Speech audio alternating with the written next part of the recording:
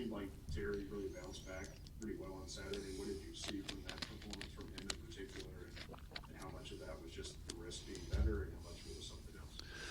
I think it was a little bit of both. Had a good competition over those, the 7-8 days prior to the Vanderbilt game, and he won the job. And each day he was getting better and better, and particularly that Wednesday before the game, really threw the ball well on time, and it came in and it showed in the game. I thought he was very decisive. Thought our kids ran really good routes. Thought the tight ends were really good, and I was really proud of him to bounce back like that and be ready to go. Josh? I know it was just one series, but what did you see from Bo that you were excited about? And with him, just how much was getting him out there kind of an advertisement for, guys kind of in the next couple of classes just to say, hey, this might be more what we look like going forward. Yeah, it was great for Bo. It was great for everybody wanted to get him in. I want to try to get him in every week. And so we had the opportunity. What I liked about it was I liked his poise. I loved the way he went through his reads very quickly, got rid of the ball. He was tough. He got the one batted down and the one he wished he would have had back where he underthrew a little bit. But, for his first time out there, I liked his poise, and he knew exactly where to go with the ball. So that was good for him, good for our football team. I was fired up for him. He was really excited.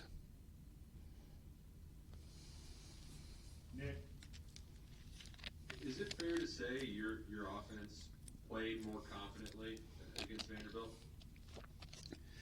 Yeah, I do believe that they were confident. And we had 6-7 days to really get some good reps in. And, we went back, and I hadn't done the offense a very good job of some of the stuff that we repped during fall camp, and then, to really hang our hat on something. And so, that's the great thing about a bye week. You can go back and you can look at yourself, and you can not only scout your opponents, scout yourself especially, but then what you're doing as a play caller.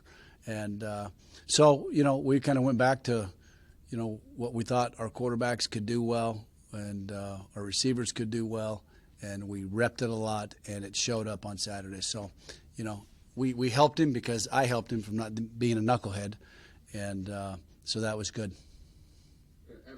What do you think the key is to kind of capturing and holding on to that and making sure you kind of keep the ball rolling with this momentum? It's all about fundamentals and execution. That's what it was last week.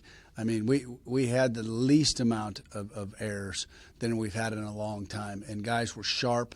And that's what offense is. Offense is about executing. You got to have 11 guys doing the right thing all the time. And what a opportunity we have this week. I mean, you've got to be darn near perfect. Every week you do, but you're playing against the number one team in the country. What a great challenge! It's awesome, and they're gonna have to be darn near perfect, and that's how you can beat a team like Alabama. You got to be perfect. At least strive for it. John Clay? Eddie, I don't know how much you want to talk about this, but last week had to be a rough week for you. What was it? I know so close to John and everything else was going on. What was last week like for you? A little bit, you can say tough, just surreal. You try not to, I don't want to say tough. I don't want to, nobody feeling sorry, nobody in that, because you know what? I try to think about John Schlarman and what he endured for those 2 years and plus. So when I even think about becoming negative, when I even think about thinking that I'm going to feel sorry for myself, I just think about him. So, yeah, it was tough. But you know what? Life's tough. And, we had all hands on deck. Everybody jumped in. And, to say that to not have him and not have him next to my side, and, I can't explain that to you. But it was all hands on deck, and we got through it. If I could follow up briefly on that, what about the offensive line going forward? I know you've been involved with it. it's been kind of a team effort. Will it continue to be like that going forward? It will. We've got somebody in here now. You know, we've had something that's been in the works for almost 4 weeks. And, you know, we've got somebody in here that's going to be able to help us, and that'll be good. It'll take a lot of load off of my plate, and it'll be good for the O-line. And so that's something that we've had in the works for a long time, and it finally got done, and so we have somebody here now. John Hale. Eddie, about the offensive line, how did you think those guys played Saturday, especially an emotional day for them, obviously, and with Quentin and Austin having to take on a little larger load than they're used to? I was so proud of them. It was different, you know, just the whole thing, play calling and the emotions, and to see those guys, and it really comes down to this: they just never flinched. They never flinched, and by gosh, they weren't going to let the big tuna down, you know. And at the end of the day, that's what it was, you know. They were playing for a much bigger reason than the game of football. Lonnie. Eddie, we noticed last week you got your tight ends involved. You've been seemingly gradually getting them more and more involved. But how do you feel about their performance and what this does to you with your offense and creating, you know, more open people to catch the football? Yeah, I think it really helped us. I think those two played one of the best games that they've played all year, you know. And for them, it's run game and pass game.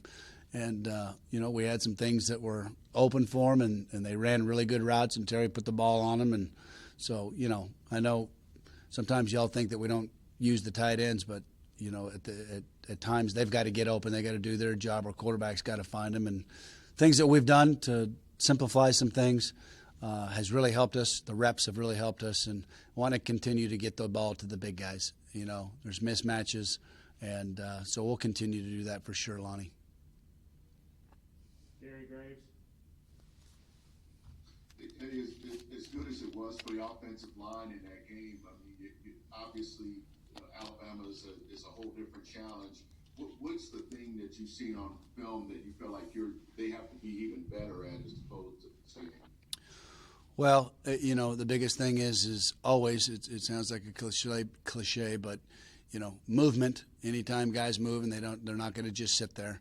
And these guys are really athletic. We're getting ready to play. So, you know, continuing to work on the movement and finishing, you know, twist pickups and finishing in the pass protection, not opening your hips, and, you know, all the things that it's every single day stuff for O linemen, because it's all about technique. And so, you know, with this group, we're getting ready to play. You know, they're as good as anybody that will play this year. We're going to have to be technique sound. Couple more. Jeff Drummond. Yeah, Eddie, Gary kind of asked what I was going to ask you about Alabama, but I guess as the follow-up to that, when you put on their film, does anybody really jump out at you in particular? They don't seem to be getting as much attention on that side of the ball as maybe their offenses for putting up the great numbers. I'm sure they still have some of those stars over there. They do. I mean, their front seven they're stout. Their linebacking crew is as good as we've seen this year, and they're two corners. I mean, they're the real deal. This is a heck of a football team, and defensively, for them not to get the credit, you know, you turn on the film, you know, I see something different. Coach Saban, his staff, they do a great job every year. You know, they know what to do, and they present a lot of issues. They have a lot of stuff in their arsenal, and we're going to have to be really sharp. Two more. John Wong and then Josh Moore. John. Eddie, it's been a while since you've been such a big underdog. It seems like nobody gives you a chance to win. Hopefully you don't feel that way. What is your message to the team going in as such big underdogs? Well, the key for us is going to be first down. You know, I talked to him about it today. It's first down efficiency. You got to stay out of third and long. You know, their exotic stuff that they bring, the stuff that you see on third down. You know, they bring stuff from all over the place. So that's critical, and staying out of that third and long. And then the last thing is execution and technique against a great defense.